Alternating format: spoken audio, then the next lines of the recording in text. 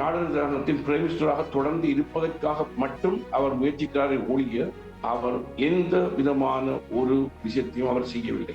ஒரு ஒரு அறிவில்லாதவர்களை மட்டும் அதுக்குள்ளே வைத்திருப்பார் என்றால் அப்பொழுதுதான் தான் தொடர்ந்து அந்த அந்த இடத்தில் இருக்க முடியும் என்பதற்காக அவர் ஆல்மோஸ்ட் இயங்குவது சம்பந்தன் மாவசனாய எங்களுடைய இலங்கையின் ஜனாதிபதி ரணில் அவர்கள் இயங்கினமாய்த்தான் இயங்கி கொண்டிருக்கிறார் ஒழிய அவர் மக்களுக்காக எந்த பணியையும் செய்யவில்லை.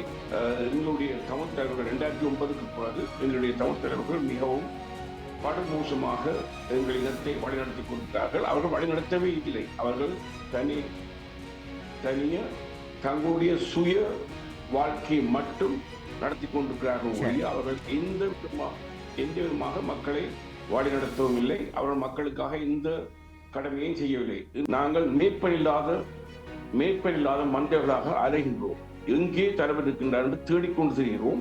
அதனால்தான் என்னுடைய கருத்தின்படி புலம்பெயர்ந்த தளத்தில் இவ்வளவு பிரிவினைக்கும் இவ்வளவு காரணத்துக்குமா இருந்தது. அங்கே 2009க்கு பிறகு இருந்த தலைவர்கள் ஒழுங்காக நடந்திருந்தால் இந்த பிரச்சனை வந்திருக்கார். எப்பொழுதும் அரசன் வழியோ மக்கள் வழி, அங்கே அரசன் இல்லை. ஆகவே மக்கள் ஒரு தாய் இல்லாத பிள்ளைகள் மாதிரி அதை தோன்றிவிட்டார்கள். இதுதான் காரணம். அரசியல் இப்போது கனடாவில் சிங்களத்தில் இந்தியாவில் அரசியல் செய்வர்கள் அது அரசியல். ஆனால் அது கூடி மக்களுக்கானதாக இருக்கும். ஆனால் தமிழ் தேசியத்தில் இலங்கையில் வாழும் தமிழ் மக்களுக்குரிய தமிழ் தேசிய அரசியல் என்பது அது அரசியலே இல்லை. அது ஒரு விடுதலை போராட்டம். விடுதலை பெற்ற பின் அரசியலை செய்யலாம். விடுதலை பெறும் வரைக்கும் அவர்கள் பொது சொத்து. இப்ப நான் தலையிட்டால் நான் பொது மனிதன், பொது சொத்து, எனக்காக இதையும் செய்யக்கூடாது. இன்றைக்கு சுமந்திரன், சாணக்கியன், ஸ்ரீதரன் எல்லாம் அவர்கள் மக்களுக்காக சிறிதனோடு நான் 2 வருஷமாக தொடர்கின்றேன். அவர் எந்த விதத்திலும் எதையும் செய்யவில்லை. அவர் மௌனமாக இருக்கின்றார். எவ்வளவு பெரிய யுத்தத்தை நடத்தின இனத்தால் ஒரு நிர்வாகத்தை நடத்த முடியாது.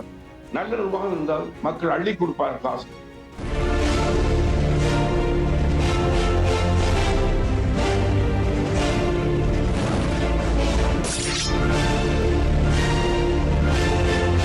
வணக்கம். இது ஐபிசி தமிழின் அக்கினை பார்வை. இன்றைய தினமும் பேசப்பட வேண்டிய ஒரு சில முக்கியமான விடயங்களுக்காக கனடாவில் இருந்து செயற்படக்கூடிய சிவில் சமூக செயற்பாட்டாளர் ஆனந்தகுமாரன் கணபதி பிள்ளை அவர்களை இணைத்துக் கொள்கிறோம். வணக்கம்.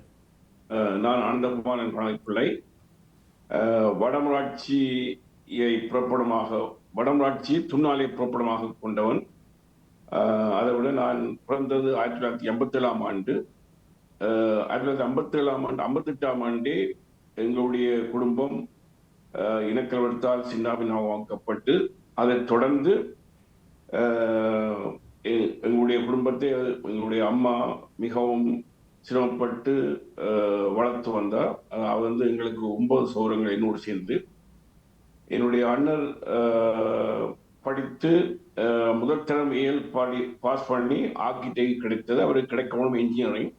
ஆனால் பேர்ந்து அந்த ஆர்கிடெக்ட் இதை கூடி கேன்சல் பண்ணினது தரப்படுத்தலால்.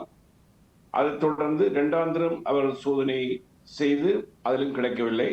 3ஆம் தரம் சோதனை செய்து 3ஆம் தரத்தில் தான் அவருக்கு ஆர்கிடெக்ட் கிடைத்தது. காரணம் இலங்கையின் தரப்படுத்தல். இன்று உலகத்தில் பல பேர் நிற்கின்றார்கள் எங்களுடைய பிரச்சனை 83 தான் துவங்கியது மாதிரி. நான் கடந்த சில காலங்களாக பல சிங்கள சகோதரரிடமும் பல தமிழ்த்தவர்களுடன் கொழும்பு, கண்டி எல்லா இடத்திலும் கருத்தேன். அவர்களுக்கு நான் 52 கருத்தை சொல்லும் பொழுது அவர்களுக்கு அப்படி ஒன்று நடந்ததே தெரியாது. அதை விட பத்திரிகையாளர்களோடும் கதைத்தேன், சிங்கள பத்திரிகையாளரோடும். அவர்கள் சொன்னார்கள் தங்களுக்கு அப்படி நடந்தே தெரியாதுன்னு சொல்லி. அப்ப ஆகவே இதுதான் எங்களுடைய தமிழ் தலைவர்கள் 2009க்கு பிறகு எங்களுடைய தமிழ் தலைவர்கள் மிகவும் படுமோசமாக எங்கள் இனத்தை வழிநடத்தி கொண்டிருக்கிறார்கள். அவர்கள் வழிநடத்தவே இல்லை. அவர்கள் தங்களுடைய சுய வாழ்க்கையை மட்டும் நடத்தி கொண்டிருக்கிறார்கள் ஒழிய அவர்கள் எந்த விதமாக மக்களை வழிநடத்தவும் இல்லை. அவர்கள் மக்களுக்காக இந்த கடமையை செய்யவில்லை. இன்று நான் இலங்கையை விட்டு ஒழிக்கிட்டு 1979 ஆண்டு இலங்கையை விட்டு ஒழிக்கிட்டேன். கனடாவில் வாழ்கின்றேன் இப்பொழுது கடந்த 40 வருஷமாக. ஆனால் கனடாவில் ஒரு தொகுதி எம்பி என்றால் அவர் மக்களுக்காக சகல பணியும் அவர்கள் அந்த தொகுதியில் காரியத்தை தொடர்ந்து அவர்கள் மக்களுக்காக சேவை செய்து கொண்டிருப்பார்கள். ஆனால் எமது ஈழத்திலோ எந்த ஒரு எம்பிகளும் மக்களுக்காக இதையும் செய்யவில்லை. அதுவும் கடந்த 2009க்கு பிறகு அவர்கள் தங்களுடைய பணத்தையும் பதவியையும் பார்த்து கொண்டார்கள் ஒழிய மற்றது அங்குள்ள கதைகளை பாதுகாத்துக் கொண்டார்கள் ஒழிய மக்களுக்கு ஆட்சியவில்லை. இப்பொழுது அன்று முதலாவது எடுக்க வேண்டிய விஷயம் இலங்கையை விட்டு வாழும் மக்கள், அதாவது குறிப்பாக நாடு கடந்த அரசாங்கத்தை பற்றியதுதான். குறிப்பாக தமிழ் தேசிய அரசியல் பரப்பினுடைய இன்றைய நலிவான கால பகுதியில் உலகமெங்கிலும் பிறந்து வாழக்கூடிய தமிழர்களுடைய ஆதங்கங்கள் தொடர்ச்சியாக முன்வைக்கப்பட்டு வருகிறது. இந்த நிலையில் கனடாவில் மிக நீண்ட காலமாக தமிழ் அரசியல் சிவில் சமூக செயற்பாடுகளில் ஈடுபட்டுக் கொண்டிருக்கக்கூடிய உங்களுடைய அவதானிப்பின் பேரில் தமிழ் தேசிய அரசியலுடைய நிலைமை எப்படி இருக்கிறது? தமிழ் தேசிய அரசியல் நிலைமை மிகவும் மிகவும், அதாவது இமை திருப்பி கட்டியெழுப்ப முடியாத மிகவும் ஆபத்தான கட்டத்தில் இருக்கிறது. காரணம், 2009க்கு பிறகு தமிழ் அரசியல்வாதிகள் தமிழ் மக்களுக்காக எந்த பணியையும் ஒரு சிறு திரும்பை கூடி அவர்கள் செயற்படுத்தவில்லை. காரணம், அவர்கள் பதவி போட்டியும் மற்றது தலைமத்துவம் மிகவும் மோசமான நிலையிலும் இருந்ததால், அதாவது சம்பந்தன் அவர்கள் மாவசிரன் அவர்களுடைய தலைமத்துவ பண்பு மிகவும் மோசமான நிலையில் இருந்ததால் அவர்கள் இல்லாதவர்களை கட்சியில் கொண்டு வந்து அந்த கட்சியை இன்று அந்த கட்சியே இல்லாமல் போய்விட்டது. அதே நேரத்தில் தமிழக கட்சி என்பது 1976ஆம் ஆண்டிலேயே அது சாவுமணி கட்டப்பட்டு அது அடக்கம் செய்யப்பட்டது. ஆனால் தேசிய தலைவர்களால் அந்த அந்த எல்லா அரசியல்வாதிகளையும் கூட்டி அப்பொழுது சின்னம் ஒன்று தேவைப்பட்டபடியால் தமிழக கட்சி சின்னத்தை கொடுத்ததை ஒழிய தமிழ் தேசிய கூட்டமைப்பு அந்த கட்சியை ரெஜிஸ்டர் பண்ணி அதுக்கு ஒரு கொன்ஸ்டியூஷனை உருவாக்கி இருந்தால் இன்றைக்கு இந்த படுமோசம் வந்திருக்காது. அந்த கட்சி இந்த கட்சி என்று சொல்லி ஒரு கட்சியும் வந்திருக்க முடியாது. மற்றது ஈழத்தில் தமிழ் தேசிய கட்சி என்று ஒரு கட்சியை இப்பொழுது இல்லை. எல்லோரும் தங்களுடைய கதனைகளை பார்த்துக் கொள்கிறார். அடுத்ததாக தமிழ் காங்கிரஸ் எடுத்தால் 75 கட்சி, அந்த கட்சிக்கு அதாவது வடக்கு கிழக்கு எந்த ஒரு பகுதியிலும் சிறிய கிராஸ் ரூட்டிலிருந்து எந்த ஒரு மெம்பர்ஷிப்போ ஒருவித தொடர்பும் இல்லை.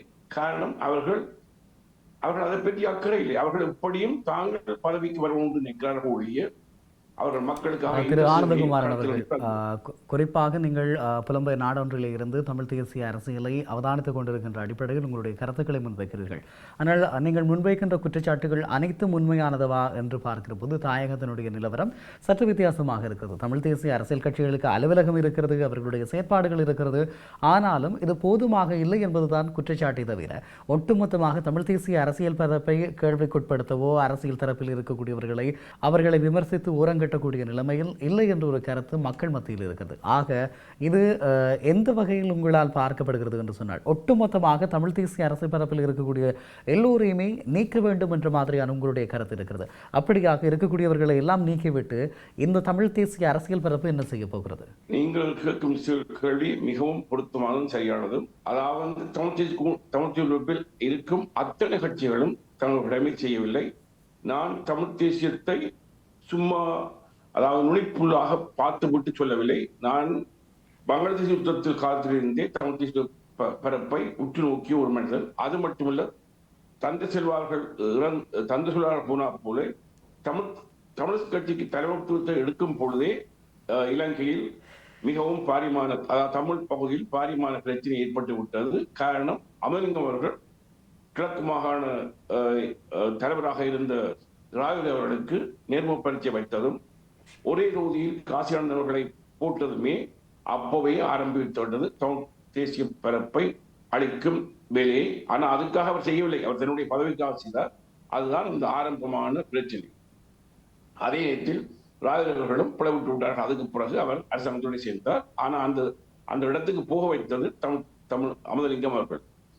அதே இப்பொழுது 2019க்கு பிறகு இருப்பவர்கள் அவர்கள் எதையுமே மக்களுக்காக செய்யவில்லை.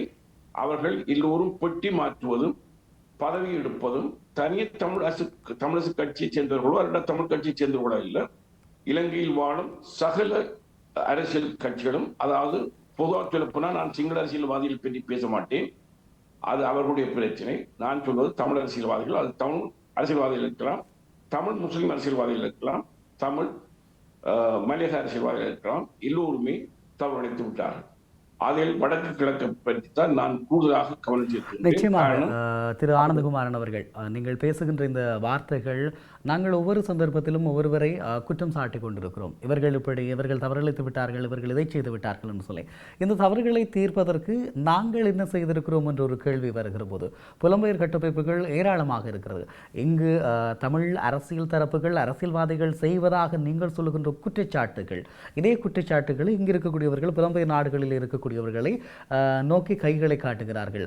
அவர்களிடமும் ஒற்றுமை இல்லை, இவர்களிடமும் ஒற்றுமை இல்லை. ஆக ஒரு தரப்பை மாத்திரம் தொடர்ச்சியாக விமர்சிப்பது எப்படி பொருத்தமானதாக இருக்கும்? தமிழர்களுக்கான அரசியலை தானே புலம்பெயர் கட்டமைப்புகளும் செய்து கொண்டிருக்கிறது. நீங்களும் கடந்த காலங்களில் புலம்பெயர் கட்டமைப்புகளில் செயற்பட்டு வருவர். எஸ், நீங்கள் சொல்வது 100% சரி. ஆனால் அது காரணம் தலைமைத்துவம் ஒழுங்காக இருந்திருந்தால் இந்த புலம்பெயர்ப்பு இருப்பவர்களும் ஒழுங்காக நடக்க முடிந்திருக்கும். ஆனால் நாங்கள் மேற்பனில்லாத மந்தைகளாக அலைகின்றோம். எங்கே தலைவர் இருக்கின்றார் என்று தேடிக்கொண்டு செல்கிறோம். அதனால்தான் என்னுடைய கருத்தின்படி புலம்பெயர்ந்த தளத்தில் இவ்வளவு பிரிவினைக்கும் இவ்வளவு காரணத்துக்குமா இருந்தது. அங்கே 2009க்கு பிறகு இருந்த தலைவர்கள் ஒழுங்காக நடந்திருந்தால் இந்த பிரச்சனை வந்திருக்கார். எப்பொழுதும் அரசன் அவ்வழியோ மக்கள் அவ்வழி. அங்கே அரசன் இல்லை. ஆகவே மக்கள் ஒரு தாய் இல்லாத பிள்ளைகள் மாதிரி அலைய தோங்கி விட்டார்கள். இதுதான் காரணம்.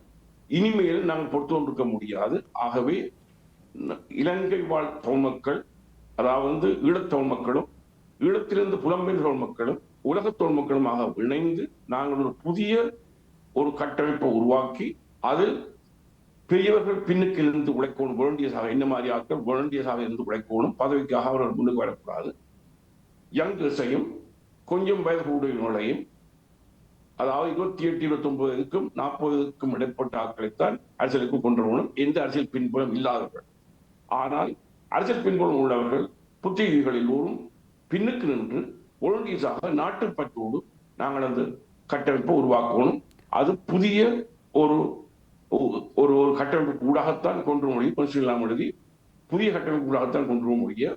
அது பழைய கட்டமைப்புகளாக வராது. என்றால் அவர்கள் சாக்கடையில் ஊறிய மட்டைகள். ஆகவே அவர்களுக்கு இனிமேல் திருந்துவதற்கு இடம் இல்லை. அது தனியே நாங்கள் இலங்கை தமிழ் தேசிய, அதாவது ஈழத்தில் இருப்பவர்களை மட்டும் கொள்ளக்கூடாது. அதுக்கு உதாரணமாக உள்ளது உலகத்தில் நாடுகளின் அரசாங்கம் என்பது ஒரு பாரிய ஒரு முக்கியமான கட்டமைப்பு. அந்த கட்டமைப்பை நான் 10 வருஷமாக பார்த்து கொண்டிருந்து கடைசியில் நான் அதற்கு பூர்வம் உண்டதுக்காக 2019ஆம் ஆண்டு நான் கனடாவில் தெரிவு செய்யப்பட்டு அதுக்குள் போனேன். அங்கு போனால்தான் விளங்கிச்சது அந்த நாடுகளின் என்பது ஒரு விதத்திலும் இயங்கவில்லை இன்று வரைக்கும். 2019 நான் அங்கு சேர்ந்து அந்த முதலாவது அமர்வில் நான் அங்கு பங்கு பெற்றினேன். பிலடெல்பியாவில் அமெரிக்காவின் கான்ஸ்டிடியூஷன், அதாவது அரசியலமைப்பு சாதனம் எழுதப்பட்ட முதலாவது அரசியல் சாதனம் எழுதப்பட்ட பிலடெல்பியா கான்ஸ்டிடியூஷன் சென்டரில் அங்கே எங்களுடைய அவை நடந்தது. அதிலே நான் பங்கு பெற்றினேன். 3வது நாள் மீட்டிங்கில் நான் உறுப்பினரோடு பேசினேன். அதாவது நாங்கள் இதை மிகவும் விரிவுபடுத்தி அதை ஒரு ஒரு ஒரு ஒரு ஒரு பலமான கட்டமைப்பாகவும் ஒரு நில அரசாங்கமாகவும் அங்கே, அதாவது பொருளாதார கட்டமைப்பு, கொன்ஸ்டிடியூஷனல் கட்டமைப்பு என்று சொல்லி எல்லாம் செய்வோம் என்று அவரோடு பேசினேன். ஆனால் 5 வருஷமாக நான் ஒவ்வொரு மாதம் மீட்டிங்கிலும் கதைத்தேன். ஆனால் அங்கே எந்த மாற்றமும் நடக்கவில்லை. அங்கே அவர் நாடாளுமன்றத்தின் பிரைம் மினிஸ்டராக தொடர்ந்து இருப்பதற்காக மட்டும் அவர் முயற்சிக்கிறாரை ஒழிய அவர் எந்த விதமான ஒரு விஷயத்தையும் அவர் செய்யவில்லை. அவர் செய்யவும் எச்சரிக்கவில்லை. அது மட்டுமில்லை, அங்கே போகும் புத்திகளையும் அவருடைய கேள்வி கேட்பவர்களையும் அவர் ஒதுக்கி தள்ளி போட்டு, ஆகவே அவர் அங்கு வைத்திருப்பார். ஒரு விதத்திலும் ஒரு அறிவில்லாதவர்களை மட்டும் அதுக்குள்ளே வைத்திருப்பார். ஏனென்றால் அப்பொழுதுதான் தான் தொடர்ந்து அந்த இடத்தில் இருக்க முடியும் என்பதற்காக அவர் ஆல்மோஸ்ட் இயங்குவது சம்பந்தன், மாவசனாய எங்களுடைய இலங்கையின் ஜனாதிபதி ரணில் அவர்கள் இயங்கினமாய்த்தான் இயங்கி கொண்டிருக்கிறார் ஒழிய அவர் மக்களுக்காக எந்த பணியையும் செய்யவில்லை. எந்த ஒரு நாட்டோடைய அதை விட அவர் அமெரிக்காவுக்கு வெளிக்கிடவும் முடியாது. ஆகவே அங்கே இருந்து கொண்டு தன்னுடைய வாழ்க்கையை மட்டும் நடத்தி கொண்டிருக்கிறார் ஒழிய ஒரு ஒன்றையும் செய்யவில்லை. பெருசாக ஒன்றையும் செய்ய முடியாது. ஆக அறிக்கை எழுதி போட்டு இருப்பார், அவ்வளவுதான் செய்வார். நீங்கள் இப்படியான குற்றச்சாட்டுகளை முன்வைக்கிறீர்கள். உண்மையில் தமிழ் தேசிய அரசியல் பரப்பை அவதானிப்பதாக சொல்லுகிறீர்கள், தமிழர்களோடு தொடர்ச்சியான செயற்பாடுகளில் ஈடுபடுவதாக சொல்லுகிறீர்கள். நீங்கள் அடைந்த அடைவு என்ன? தமிழர்களுடைய இந்த சிவில் சமூக அரசியல் செயற்பாடுகளிலே நீங்கள் இதுவரை தமிழர்களுக்காக செயற்பட்ட விதங்களிலே உங்களுடைய அடைவு எப்படி இருக்கிறது? நான் முயற்சித்தேன், அதாவது இருக்கும் அமைப்போடு சேர்ந்து பயணித்து அந்த அமைப்பையும் பலப்படுத்தி ஒரு தமிழத்துக்கான ஒரு தீர்வை உருவாக்குவதற்கு, அதாவது என்னை பொறுத்தவரையில் இலங்கை என்ற ஒரு நாட்டுக்கள் ஒரு அமைப்பை உருவாக்குவதில் எனக்கு எந்த மாற்று கருத்தும் இல்லை. அதாவது கனடா தேச மாதிரியான ஒரு பகிர்வு, அதாவது முழு சுதந்திரமும் உள்ள ஒரு மாநில சுயாட்சி, வடக்கு கிழக்கிழந்த மாநில சுயாட்சி கிடைத்தால் அதில் இருப்பதற்கு எந்த தடையும் என்னை பொறுத்தவரை இல்லை. ஆனால் தமிழன் தான் எங்களுடைய கோரிக்கை. ஆனால் தமிழத்துக்கு குறைவானது என்றால் அது சகல நிர்வாகம் கொண்ட மாநில சுயாட்சி, கனடாவில் இருக்கும் கியூபெக் மாநிலத்தை மாதிரியான ஒரு சுயாட்சி. அதுக்குத்தான் நான் என்னால் இயன்ற வரைக்கும் முயற்சித்துக் கொண்டிருக்கின்றேன். ஆனால் எல்லாரோடும் விளைந்தேன். இவ்வளவு காலமும் நான் அமைதியான முறையில் தான் ஈடுபட்டுக் கொண்டிருந்தேன். இப்பொழுதுதான் நான் பல பேருடனும் தொடர்பு கொண்டிருக்கின்றேன். என்றால் அதாவது நான் இறக்கும் காலத்துக்கு முன்னர் என்னால் என்ற கடமையை செய்து மக்களை ஒற்றுமையாக்கி ஒரு தமிழ் மக்களுக்கான உரிமை பெறுவதற்கான ஒரு கட்டமைப்பை உருவாக்கி அதுக்குரிய பலனை அறுவடை செய்யலாம் என்ற நம்பிக்கையில் நான் இந்த முயற்சியில் ஈடுபட்டுக் கொண்டிருக்கின்றேன். நிச்சயமாக நீங்கள் குறிப்பிடுகின்ற இது போன்ற கட்டமைப்புகள் தமிழர்களுடைய அரசியல் பரப்பிலும் தமிழ் தேசிய பரப்பிலும் ஏராளமானவை உருவாகி இருக்கிறது. ஆனால் இறுதியில் அவை தங்களுக்குள் அடிபட்டு பிரிந்து போகின்ற நிலைமை அல்லது பொது மன்னிப்பு கேட்டு நகர்கின்ற நிலைமைகளிலே தான் இந்த கட்டமைப்புகள் மாறி இருக்கிறது. அது மாத்திரமில்லாமல் இப்படி நீங்கள் குறிப்பிடுவது போல இதுவரை ஏராளமான கட்டமைப்புகள் புலம்பெயர் நாடுகளில் உருவாகி இருக்கிறது. அவர்களால் ஒரு நினைவேந்தலை, ஒரு மாவீர நாளை, ஒரு முள்ளிவாய்க்கால் நினைவேந்தலை கூட ஒன்றுபட்டு செய்ய முடியாத நிலைமையில் இருக்கிறார்கள்.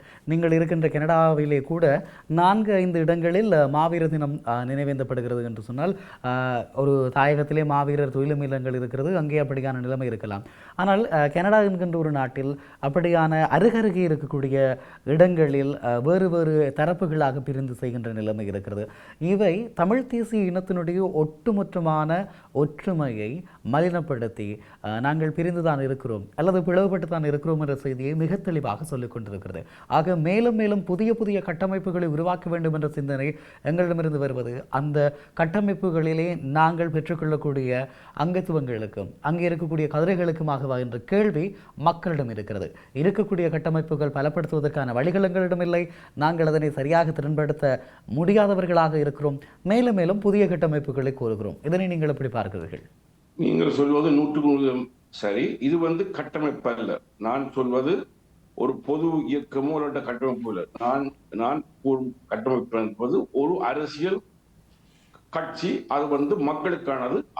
அது அந்த கட்டமைப்பு உருவாக்கினால் ஒவ்வொரு கிராமத்திலும், ஒவ்வொரு மாவட்டத்திலும், ஒவ்வொரு மாகாணத்திலும், அதோட ஒவ்வொரு டிஸ்ட்ரிக்டிலும், ஒவ்வொரு கிராம சபைகளிலும் அது கிராஸ் ரூட் லெவலில் அந்த அமைப்புகளை உருவாக்கி அது மக்களின் போராட்டமாக மாறி அந்த மக்கள் உடைய ஏவிபி அரசாங்கம் இன்றைக்கு நல்லா இயங்குதா இல்லையா என்பதற்கு அப்பாற்பட்டது. அவர் கிராஸ் ரூட் வேலை செய்தபடியாலும், ஆனால் இருந்த கட்சிகளில் ஏற்பட்ட பொறுப்பாளர் தான் அவர்கள் வந்தார்கள். ஆனால் நான் நினைக்கின்ற விஷயம் அதாவது கட்டமைப்பு அல்ல, ஒரு அரசியல் நிர்வாகம் மக்களுக்குரியதும் மற்றது பதவிக்கானதும் அல்ல. இப்ப நான் இதிலே தலைவிடுவது பதவிக்காகவோ அல்லது பேருக்காகவோ பொருளுக்காகவோ நான் இதையும் செய்ய போவதில்லை, இதையும் எதிர்பார்த்தும் செய்ய மாட்டேன். அப்படி எதிர்பார்க்கிறவர்களுக்கு தான் விரக்தி வரும். அவர் கட்டமைப்பை உடைப்பார்கள். எதிர்பார்ப்பு இல்லாதவர்கள் என்றைக்குமே அவர்கள் தங்களுடைய பணியை தொடர்ந்து செய்வார்கள். ஒவ்வொரு மூலைக்கு மூலை போய் செய்வார்கள். ஆகவே அப்படியான கட்டமைப்பை தான் கட்டமைப்பில் அரசியல் நிர்வாகத்தை உருவாக்க நான் வெற்றித்துக் கொண்டிருக்கின்றேன். நான் அல்ல, என்னோடு சேர்ந்து பல பேர் அதனுடைய அந்த கட்டமைப்பினுடைய விவரங்களை மிக விரைவில் அறிவிக்கலாம் என்று விரும்புகிறோம். ஆனால் அதுக்குரிய காலம் வர வேண்டும். அது யாருக்கும் எதிரானது அல்ல. அது தமிழ் தேசத்துக்கானதும் தமிழ் மக்களுக்கானதும் எனக்கானது அல்ல, அவர்களுக்கானதும் அல்ல. மற்றது இலங்கையில் வாழும் தமிழ் மக்கள், உலகத்தில் வாழும் தமிழ் மக்களும் அநேகமாக எல்லாரிடத்திலும் 80 மில்லியன் மக்களுக்கு ஒரே குறிக்கோள் இருக்கிறது, எங்களுக்கு ஒரு சுதந்திரம் கிடைக்கும் உண்டு. மற்றது இங்கு கேட்ட கேள்வி ஒன்றுக்கு பதில் சொல்ல என்றால், அதாவது மாவீரர் நாள். மாவீரர் நாள் பொதுவாக சொல்ல போனால் ஒரு மாவீரர் நாள் தான். அது வருஷம் வருஷம் மிகவும் மிகவும் அவர்கள் நல்லவர்கள் கெட்டவர்களுக்கு அப்பால் மிகவும் நேர்த்தியாக திறம்பட நடத்தி கொண்டிருக்கிறார்கள். அது இன்றைக்கு எனக்கு தெரியத்தக்காக ஆல்மோஸ்ட் 25 வருஷமாக அது நடக்கிறது ஒரே இடத்தில். ஆனால் பல இடங்களில் கனடா தேசத்தில் பல இடங்களில் நடப்பதால் அதில் இந்த பாதிப்பும் இல்லை என்று சொன்னால், டொரண்டோ மாநகரம், ஒன்டாரியோ மாகாணம், டொரண்டோ மாநகரம் ஒரு பெரிய பூமி. ஆகவே அங்கே ஒரு இடத்தில் எல்லாரும் போய் சேரவும் முடியாது. அதே இடத்தில் ஒரு இடத்தில் நடக்கும் ஒன்றும் இல்லை. அது பிரிவிரிவாக நடப்பதால் எந்த மாற்று கருத்தும் இல்லை. கொள்கை ஒன்றாக இருக்கணும், குறிக்கோள் ஒன்றாக இருக்கணும், லட்சியம் ஒன்றாக இருக்கணும். பாதைகள் சில வழிகளில் வித்தியாசங்களாக இருக்கலாம், கட்சிகளும் ஒரு கட்சி 2 கட்சி இருக்கலாம், ஆனால் கொள்கை ஒன்றாக இருக்கணும், சேர்ந்து உழைக்கணும். அப்படி சேர்ந்து உழைக்க தகுதி இல்லாவிட்டால் அவர்கள் மற்றது தமிழ் தேசிய அரசியல் என்பது அது ஒரு அரசியல் அல்ல, அது ஒரு விடுதலை அரசியல். இப்போது கனடாவில் சிங்கள தேசத்தில் இந்தியாவில் அரசியல் செய்பவர்கள் அது அரசியல், ஆனா அது கூடி மக்களுக்கானதா இருக்கும். ஆனா தமிழ் தேசியத்தில் இலங்கையில் வாழும் தமிழ் மக்களுக்குரிய தமிழ் தேசிய அரசியல் என்பது அது அரசியலே இல்லை, அது ஒரு விடுதலை போராட்டம். விடுதலை பெற்ற பின் அரசியலை செய்யலாம். விடுதலை பெறும் வரைக்கும் அவர்கள் பொது சொத்து. இப்ப நான் தலையிட்டால் நான் பொது மனிதன், பொது சொத்து, எனக்காக இதையும் செய்யக்கூடாது. இன்றைக்கு சுமந்திரன், சாணக்கியன், ஸ்ரீதரன் எல்லாம் அவர்கள் மக்களுக்காக. ஸ்ரீதரனோடு நான் 2 வருஷமாக தொடர்கின்றேன். அவர் எந்த விதத்திலும் எதையும் செய்யவில்லை, அவர் மௌனமாக இருக்கின்றார். காரணம் என்ன? அவர் பிளவுடைய மௌனமாக இருக்கின்றார். அதுக்காக சாணக்கியன் சுமந்திரன் பிளவுட்டார்கள் இல்லை, அவர்கள் பயங்கர பிளவுட்டார்கள். அவர் துரோகிகள்.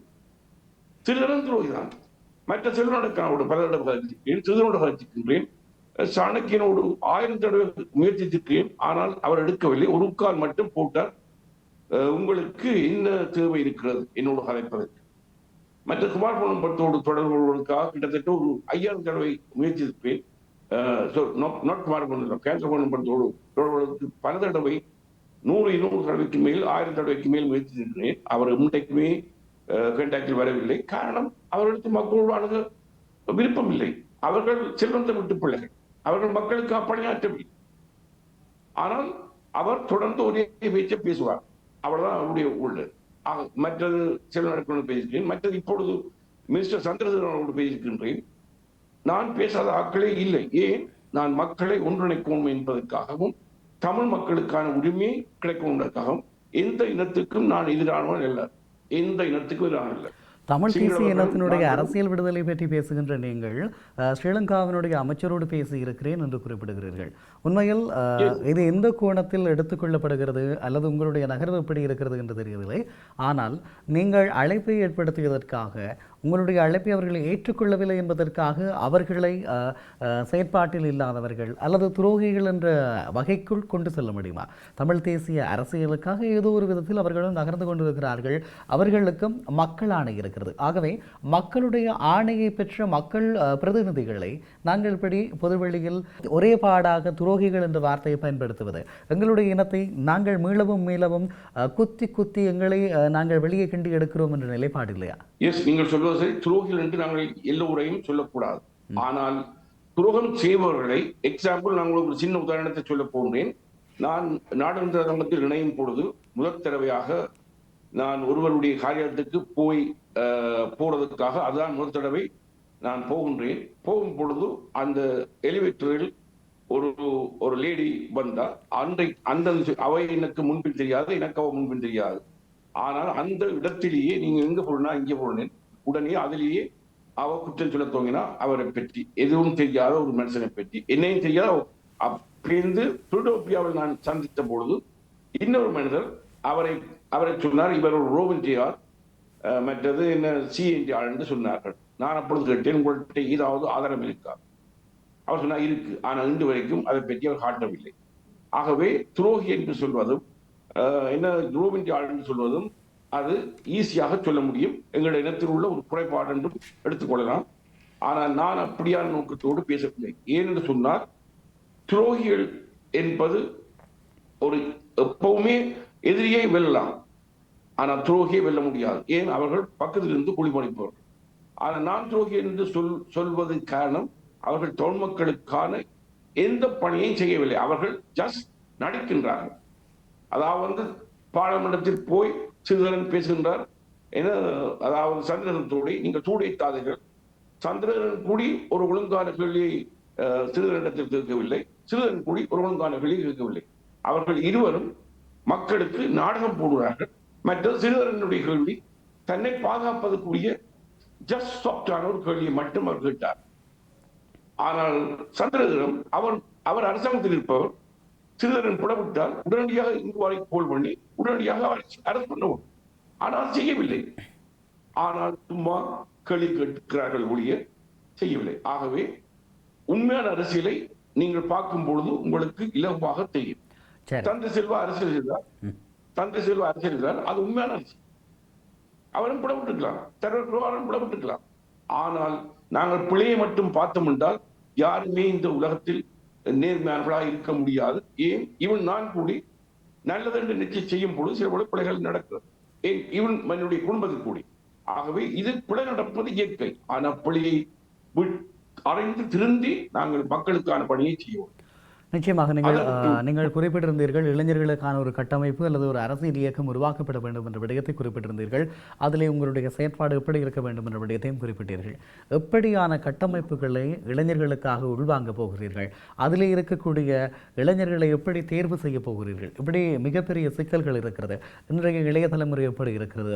அவர்களுடைய போராட்ட குணம் எப்படி இருக்கிறது? அவர்கள் எங்கே வழிநடத்தப்பட்டிருக்கிறார்கள்? அவர்களுடைய எண்ணங்கள் நீங்கள் குறிப்பிடுகின்ற தேச விடுதலை அல்லது இன விடுதலை தொடர்பான அதனை மையம் கொண்டதாக இருக்கிறதா? இப்படியான நிறைய கேள்விகள் இருக்கிறது. இது ஒரு மிகப்பெரிய ஒரு சவாலாக இருக்கிறது. ஆகவே அரசியல் பரப்பில் இருக்கக்கூடியவர்களை ஓரங்கட்டி புதிதாக ஒரு தலைமுறையை அல்லது புதிதான ஒரு கட்டமைப்பை உருவாக்குகிற போது அது 100% சரியாக அமையும் என்று நம்புகிறீர்களா? எஸ், அமையும். அதற்கு உதாரணம், கனடா தேசத்தில் லிபரல் கவர்மெண்ட் ஜஸ்டின் ட்ரூடோவின் தலைமையில் அவற்றை பிரைம் மினிஸ்டர் அவர் வரும் பொழுது அங்கு வந்தவர்கள் 90% புதியவர்கள். அவர்களை வைத்து அவர் அரசியலை நடத்தினார். அதே மாதிரி இன்று அனுர அரசாங்கத்தில் இருப்பவர்களும் 190% புதியவர்கள். அதை அடுத்தது தமிழ் விடுதலை போராட்டத்தை எடுத்தால், விடுதலை புலிகளின் தலைவரத்தை எடுத்தால், அங்கு போனவர்கள் எல்லாரும் குழந்தைகளும் சிறியவர்களுமாக அந்த இயக்கத்தை வைத்து பெரியோரு பாரிய கட்டமைப்பையே உருவாக்கினார். தலைமைத்துவமும் ட்ரைனிங்கும் லீடர்ஷிப்பும் ஒழுங்காக இருந்தால் எல்லோரும் அதை. நான் நினைக்கிறேன் இந்த இடத்தில் நான் குறிப்பிட வேண்டிய தேவை இருக்கிறது. விடுதலை புலிகள் அமைப்பிலே குழந்தைகள் இருந்தார்கள், அங்கு சென்றவர்கள் குழந்தைகள் என்ற விடயம் 18 வயதுக்கு மேற்பட்டவர்கள் அல்லது 16 வயதுக்கு மேற்பட்டவர்கள் குழந்தைகளாக கருதப்படுவதில்லை என்று நம்புகிறேன். எஸ், ஆனால் நீங்கள் சொன்னது நான் அவர்களை குழந்தையாக கருதினேன். ஏனென்றால் அவர்கள் வயது குறைந்தவர்கள் 18, 19, 20 என்றால் அவர்களையே அவர் அற்புதமாக வழிநடத்தினார். அவருடைய செயற்பாடு அது மட்டுமில்லை, இன்றைக்கு அமெரிக்கா, கனடா, இந்தியா, இந்த ரஷ்யா அவர்கள் செய்ய முடியாத அவர்களுடைய இருந்த இன்டெலிஜென்ஸ், அவர்களுடைய தெரிந்த ராணுவ கட்டமைப்பு, அவர்களுடைய இருந்த ஆயுத பரிமாணங்கள், உற்பத்திகளையே அங்கு செய்தார்கள், கப்பலை செய்தார்கள், சப்பனை செய்தார்கள். இதெல்லாம் எங்கிருந்து வந்தது? தலைமைத்துவம் ஒழுங்காக இருந்தபடியார், ட்ரைனிங் ஒழுங்காக இருந்தபடியார், அவருடைய இருந்த அதாவது ராணுவ ஆயுத்திறன்மை என்பது உலகத்தில் மாபெரும் நாடுகளால் செய்ய முடியாத எல்லாத்தையும் செய்து முடித்தார். அது மட்டுமல்ல, சகல நிர்வாகத்தை உருவாக்கினார். ஆனால் இன்றைக்கு இருக்கின்ற காங்கிரஸ் கட்சி, 75 வருஷ காங்கிரஸ் கட்சியில் எந்த ஒரு நிர்வாகமும் இல்லை. தமிழ் அரசு கட்சி, தமிழ்ச்சை கூட்டமைப்பில் எந்த ஒரு கட்டமைப்பும் இல்லை. ஒரு நில அரசாங்கம் இல்லை, ஒரு இன்டர்னல் ஃபேர் இல்லை, எக்ஸ்டர்னல் ஃபேர் இல்லை, அதாவது ஃபாரின் ஃபேர், இன்டர்னல். இது ஒரு கட்சிக்கு ஒரு முக்கியமானது தங்களுடைய வெளிவிவகார கொள்கை எப்படி இருக்கணும், அதில் எத்தனை பேர் பங்கு பெறணும். தனியாக எம்பியாக இருக்கிறவர்கள் மட்டும்தான் அது பங்கு பெறணும் இல்லை. அதில் புத்தி எல்லாத்தையும் இணைத்து அவர்களுக்கு ஒரு சம்பளத்தை கொடுத்து, இன்றைக்கு எவ்வளவு பெரிய யுத்தத்தை நடத்தின இனத்தால் ஒரு நிர்வாகத்தை நடத்த முடியாதா? நல்ல நிர்வாகம் இருந்தால் மக்கள் அள்ளி கொடுப்பார் காசு. ஏன் $1 கொடுத்தாலே, $2 கொடுத்தாலே அந்த இலங்கை நிர்வாகத்தை முழு திறம்பட கட்டி முடிக்க முடியும் எங்கள் மக்களால். ஆனால் அங்கு தலைமத்துவம் இல்லை. அதாவது வடிகோல் இந்த ஜனாதிபதி பொது வேட்பாளரை கொண்டு வந்தார். அப்பொழுது என்ன நடந்தது? என்ன நடந்தது? ஒருவித முன்னுதாரணமும் இல்லை. ஒருவருமே ஒத்துழைக்கவில்லை. அப்படி ஒத்துழைக்கிறதே 2,00,000 மேற்பட்ட வாக்குகள் அவர்களுக்கு கிடைத்தது. காரணம் என்ன? இதுதான் தமிழ் மக்களுடைய தேசியம். தமிழ் மக்கள் பொது வேட்பாளர் விவகாரத்தில் யாரும் ஒத்துழைக்கவில்லை இந்த குற்றச்சாட்டை எப்படி ஏற்றுக்கொள்வது? நாட்டினுடைய அரசியல் தரப்புகள் ஏற்றுக்கொண்டிருந்தது. பொது அமைப்புகள், சிவில் அமைப்புகள் எல்லாம் சேர்ந்து ஒரு பொது கட்டமைப்பின் ஊடாகத்தான் பொது வேட்பாளரை கொண்டு வந்திருந்தார்கள். ஆனால் அந்த பொது கட்டமைப்பு இறுதியில் தங்களுக்குள் முரண்பட்டு கொண்டதும் ஊடகவியலாளர்கள் முன்பாக ஊடகவியலாளர் மாநாட்டை நடத்தி பகிரங்கமாக மன்னிப்பு கேட்டு அந்த கட்டமைப்பை கலைத்து சென்றார்கள். அது உங்களுக்கு ஞாபகம் இருக்கும் என்று நம்புகிறேன். ஆனால் அது எல்லாத்தையும் காரணம் அங்கே கண்ட்ரோவர்ஷியலாக, அதாவது மிகவும் மோசமான ஒரு தலைமைத்துவ ஒழுங்கிணைப்பில்லை. ஏன்? அதாவது ஸ்ரீதரன் உண்டை சொல்கின்றார், உண்டை செய்கின்றார். மாவட்ட உண்டை சொல்கின்றார், உண்டை செய்கின்றார். கயற்றபுரம் மூலம் அவர் அதுக்கு எதிர்ப்பு தெரிவிக்கின்றார். தமிழ் அதாவது ஒரு பொது வேட்பாளருக்கு ஏன் எதிர்ப்பு தெரியணும்? யார்? இன்றைக்கு எல்லோரும் ஒத்துழைத்திருந்தால் ஒரு பிரச்சனையும் வந்திருக்காது. அந்த பொது வேட்பாளர் 6,00,000 மேற்பட்ட வாக்கை இலங்கை முன்னெடுத்திருப்பார். அதில் அசைக்க முடியாத நம்பிக்கை இருந்தது. ஆனால் மக்கள் குழம்பி விட்டார்கள். மக்களை சரி, இப்படியான நிலைமைகள் இருக்கிறது என்பது உங்களுக்கு நன்றாக தெரியும். இதுதான் எங்களுடைய இனத்தினுடைய நிலவரம், இதுதான் எங்களுடைய அரசியல் என்பதை நன்றாக உணர்ந்திருக்கிறீர்கள். அப்படியாக இருந்தால் புதிதான கட்டமைப்புகளுக்கு பதிலாக இருக்கக்கூடிய ஏதாவது ஒரு கட்டமைப்பை பலப்படுத்துவதற்கான முயற்சிகளை மேற்கொள்ளலாம். அதில் இருக்கக்கூடிய தலைவர்களோடு நீங்கள் பேசலாம். நீங்கள் குறிப்பிடுவது போல தமிழர்களுக்காக அல்லது செயற்படுகின்ற அமைப்புகளில் நாடு கடந்த தமிழீழ அரசாங்கம் மாத்திரம்தான் இருக்கிறது என்று இல்லை. இதை தாண்டி ஏராளமான பிறர் நகைச்சுவையாக சொல்லுகின்ற அளவுக்கு புலம்பெயர் நாடுகளில் 700 அமைப்புகள் தமிழர்களுக்காக செயற்படுகிறது என்று சொல்வார்கள். இந்த எண்ணிக்கை தொடர்பான சரியான தரவு இல்லை. ஆனாலும் இப்படி சொல்லுகின்றவர்களும் இருக்கிறார்கள். ஆக அந்த அமைப்புகளில் ஒன்றை சரியான கட்டமைப்பினூடாக வழிநடத்தக்கூடிய வாய்ப்புகள் இருக்கிறது. அதை விடுத்து இருக்கின்ற கட்டமைப்புகளோடு இது இன்னொன்று என்று கொண்டு வருவது எந்த வகையில் பொருத்தமானதாக இருக்கும் என்ற கேள்வி இப்போது முன்வைக்கப்படுகிறது. அதை தாண்டி இன்னொரு விடயத்தையும் நாங்கள் கேட்டுவிட வேண்டும். நிகழ்ச்சியை நிறைவு செய்ய வேண்டிய தேவையும் இருக்கிறது. அதாவது நாடு கடந்த தமிழீழ அரசாங்கத்தில் தொடர்ச்சியாக செயற்பட்டிருக்கக்கூடிய நீங்கள் அங்கிருந்து ஒரு அதிருப்தி காரணமாக வெளியாகி இருக்கிறீர்கள். எப்படியான நிலைப்பாட்டில் அங்கிருந்து வெளியேறினீர்கள்? நான் அங்கிருந்து அபிவிருத்தியால் வெளிக்கிடவில்லை. அதாவது நான் ஒருவர் தான் அந்த இதில் ஒரு டேர்ம் பாய்வேஸ் இருக்கும் பொழுது ஒவ்வொரு மாத மீட்டிங்கிலும் நான் பேசுவேன். ஆனால் நான் இண்டிபெண்டன்டாக தான் இயங்கினேன். ஆனால் அங்கே, அதாவது நியூயார்க்கில் இருப்பவர்களுக்கு நான் உங்களுக்கு கேள்விப்பட்டிருப்பீர்கள், நிமால் வினவக்கி என்பவர் கனடாவில் ஒரு பிரசித்தமாக இருக்கின்றார். அந்த இதிலே அவருக்காக நான் பேசுகிறேன் என்ற மாதிரி அவருடைய நினைப்பு அது தப்பானது. ஆகவே அவர்கள் இந்த கடந்த தேர்தலில் கனடாவிலிருந்து 14 நாமினேஷன் ஆட்களை ரிஜெக்ட் பண்ணி விட்டார்கள். நீங்க கேட்ட கேள்வி ஒரு முக்கியமான கேள்வி. அதுக்கு பதில் சொல்லி ஒழுங்காக அவர்களை நிராகரித்து விட்டார்கள். காரணம் என்ன? அதாவது நான் நாடாளுமன்றத்துக்கு எதிராக இயங்குவேன், அவர்களை குழப்புவேன் என்று நினைத்துக் கொண்டு அவர்கள் என்னையும் என்னோடு சேர்ந்த 14 பேரையும் இங்கிருந்து நிறுத்தினார்கள். பேருந்து அதனுடைய கட்டுப்பணத்தை இன்று வரைக்கும் திருப்பி தரவில்லை. நாடாளுமன்றத்தில் பிரைம் மினிஸ்டர் அவர்கள் தருவது என்று சொன்னார்கள். ஆனால் இன்று வரைக்கும் தரவில்லை. காசு டிஃபரண்ட் மேட்டர். ஆனால் ஜனநாயகம் என்பது அங்கே எந்த விதமான ஜனநாயக முறைப்படி தேர்தல் நடக்கவில்லை. எந்த வித ஜனநாயகப்படி இங்கே கனடாவில் மட்டும் 14 பேர் ஏற்பட்டார்கள். பிரான்சில், நியூசிலாந்தில், லண்டனில், எல்லா இடமும் அங்கே ஜனநாயகம், அமெரிக்காவில் எல்லா இடமும் ஜனநாயகம் இல்லை.